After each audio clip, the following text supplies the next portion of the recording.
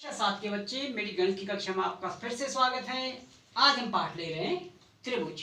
त्रिभुज का जब हमने वर्गीकरण किया था तो वर्गीकरण में हमने एक प्रकार का त्रिभुज लिया था जिसमें हमने समकोण त्रिभुज की बात की थी।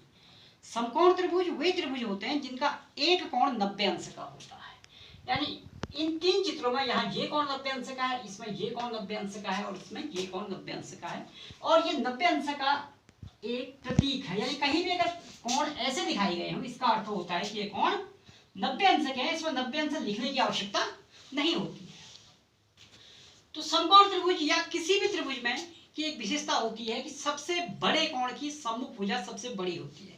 यानी जो कोण सबसे बड़ा होगा उसके सामने की भुजा सबसे बड़ी होगी, लंबाई में सबसे बड़ी होगी। तो यदि ये कोण 90 अंश है तो इसके सम्मुख भुजा यानी PQ सबसे बड़ी होगी। ये अगर समकोण है तो इसके सम्मुख भुजा MN सबसे बड़ी होगी। और ये कोण अगर 90 अंश है तो उस भुजा AB सबसे बड़ी होगी। और समकोण त्रिभुज में इसी सबसे बड़ी भुजा को कर्ण कहते हैं। तो इस त्रिभुज में PQ एक कर्ण है क्योंकि ये सबसे बड़ा है, समकोण के सम्मुख का कोण है। यहाँ 90 अंश का यानी समकोण के सम्मुख की भुजा MN है, इसी को हम कर्ण कहेंगे। और इस चित्र में देखें, ये 90 अंश का कोण है, इसकी सम्मुख भुजा AB जो सबसे बड़ी होगी, जिससे हम यहाँ कर्ण कहते हैं। तो समकोण त्रिभुज की भुजाओं की लंबाई में आपस में एक संबंध होता है। उस संबंध को हम पाइथागोरस के गुण से हम उस संबंध को जानते हैं। तो अब हम बात करेंगे इसके पाइथागोरस के गुण की। अब बच्चों, अब हम बात कर रहे हैं पाइथागोरस के गुण की। इसका शब्द आया है पाइथागोरस। पाइथागोरस आज से लगभग 2500 साल पहले यूनान के बहुत बड़े गणितज्ञ थे, उनके नाम पर ये पाइथागोरस गुण है क्योंकि उन्होंने सर्वप्रथम इस गुण का प्रयोग किया था। तो हमारे पास एक समकोण त्रिभुज जैसे PQR है, पहले हम इसी से समझते हैं। पाइथागोरस गुण कहता है कि कर्ण की लंबाई का वर्ग शेष दो भुजाओं की लंबाई के वर्ग के योग के बराबर होता है। इसको हम इस त्रिभुज में समझेंगे। हमने कहा कि कर्ण का वर्ग, इसमें कर्ण PQ है जो अभी अभी बताया गया है। तो PQ की जो भी लंबाई होगी उसका यदि हम वर्ग करें, वर्ग का अर्थ है उस लंबाई को उसी लंबाई से यदि हम गुणा करें तो वर्ग प्राप्त होगा। तो PQ का वर्ग शेष दो भुजाओं के वर्ग के योग के बराबर होता है। यानी शेष दो भुजाएं क्या है? PR और RQ। यानी PR और RQ। तो जो कर्ण का वर्ग है वो शेष दो भुजाओं के वर्ग के योग के बराबर होता है। इसी प्रकार यदि हम इस चित्र में देखें, इसमें सम्मुख भुजा, इस समकोण त्रिभुज के सम्मुख भुजा MN है, तो MN का वर्ग होगा। अब शेष दो भुजाएं कौन सी बची MN के बाद? ये भुजा और ये भुजा बची। तो इन भुजाओं के वर्ग के योग के बराबर, यानी LM का वर्ग धन LN के वर्ग के योग के बराबर ये होगा। अब इस त्रिभुज में यदि हम देखें, समकोण का सम्मुख यानी कर्ण है AB, तो कर्ण का वर्ग, अब शेष दो भुजाएं कौन सी बची? कर्ण को छोड़ दिया तो ये भुजा और ये भुजा बची। इनका वर्ग करेंगे और उनको जोड़ देंगे, यानी AC का वर्ग धन BC के वर्ग के बराबर ये होगा। तो ये इस गुण को हम कहते हैं पाइथागोरस का गुण। इसको और आसानी से समझने के लिए हम इसके संबंधित एक प्रश्न को हल करते हैं।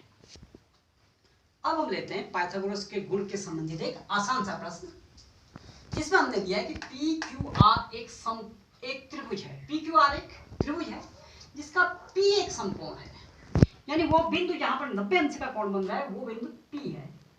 PQ बराबर 10 सेंटीमीटर, PR बराबर 24 सेंटीमीटर। तो QR के आगे प्रश्नवाचक का चिन्ह लगा, इसका अर्थ है हमें QR का मान ज्ञात करना है। तो सर्वप्रथम हम इसमें एक चित्र बनाएंगे। हमने एक समकोण त्रिभुज बनाया। अब इसमें ये कह रहा है कि P एक समकोण है, यानी ये अंश कोण अगर 90 अंश का है तो ये बिंदु P होगा। बाकी Q और R हम अपनी मर्जी से कहीं भी लिख सकते हैं। जैसे यदि हमने ये इसे Q और इसे R नाम दे दिया तो PQR एक त्रिभुज हो गया जिसका P एक समकोण है। अब इसने हमें क्या दिया है? PQ यानी ये 10 सेंटीमीटर और PR बराबर 24 सेंटीमीटर, यानी ये 24 सेंटीमीटर। यानी ये हमसे कर्ण पूछ रहा है, कर्ण का मान पूछ रहा है। QR कर्ण का मान पूछ रहा है। तो ये जब पाइथागोरस गुण को देखें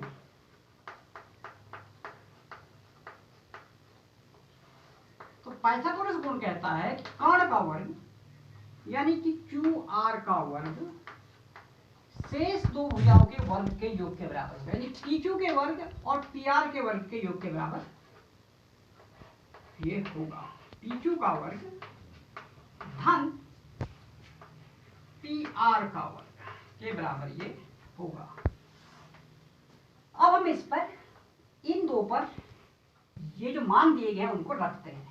PQ जो है 10 सेंटीमीटर यानी 10 का वर्ग धन PR यहां भी और यहां दोनों जगह 24 सेंटीमीटर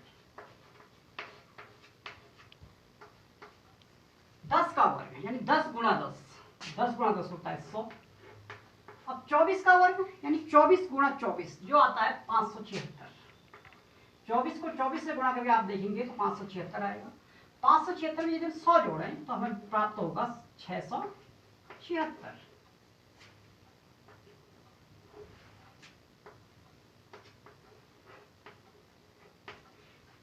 ये हमें QR का वर्ग प्राप्त हुआ है। हमें प्राप्त हुआ है QR का वर्ग बराबर 676। अब हमें QR ज्ञात करना है। QR ज्ञात करने का अर्थ है वो संख्या ज्ञात करनी है जिसको उसी से गुणा करके 676 आएगा, या ऐसा हम कह सकते हैं कि 676 का वर्गमूल हमें ज्ञात करना है। तो 676 का वर्गमूल होता है 26। यदि हम 26 को 26 से गुणा करेंगे तो 676 आएगा। तो QR यानी तीसरी जो अज्ञात भुजा थी वो है 26 सेंटीमीटर की। तो यह पाइथागोरस के प्रमेय का एक आसान सा अनुप्रयोग है। अब हम इसके संबंधित एक प्रश्न और करेंगे। इसी के संबंधित एक प्रश्न और है। एक 15 मीटर लंबी सीढ़ी भूमि से 12 मीटर ऊंचाई पर खिड़की तक पहुंचती है। दीवार से खिड़की के पैर की दूरी बताइए। इसको मैं चित्र बना के आसानी से समझ में आएगा। ये एक दीवार है जिसमें यहां कहीं एक खिड़की होगी। ये भूमि है और हमें पता है कि खिड़की में जो सीढ़ी लगेगी वो ऐसे लगेगी, यानी ये सीढ़ी है, ये दीवार है। अब ये कह रहा है कि सीढ़ी की लंबाई इसने दी है जो है 15 मीटर और खिड़की की ऊंचाई भी दी गई है 12 मीटर ऊंचाई पर खिड़की है, तो ये दूरी दी गई है 12 मीटर। और ये हमसे पूछ रहा है कि दीवार से सीढ़ी के पैर की दूरी, यानी इस दूरी को ये हमसे पूछ रहा है। तो इसे हम नाम दे देते हैं A, इसे नाम देंगे B, इसे नाम देंगे C। तो हम दिखाएंगे यहां AC एक सीढ़ी है, वह A पर खिड़की है।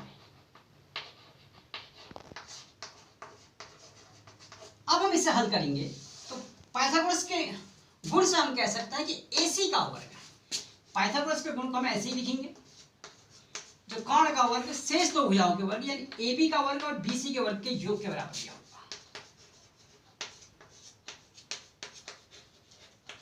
ये हमारे पास है पाइथागोरस के गुण से। अब AC हमें दिया हुआ है जो है 15, AB ये भी हमें दिया हुआ है जो है 12 और BC यानी दीवार से खिड़की के पैर की दूरी ये हमसे पूछी गई है। अब हम इसे हल करेंगे। 15 का वर्ग का अर्थ है 15 गुणा 15 जो होगा 225।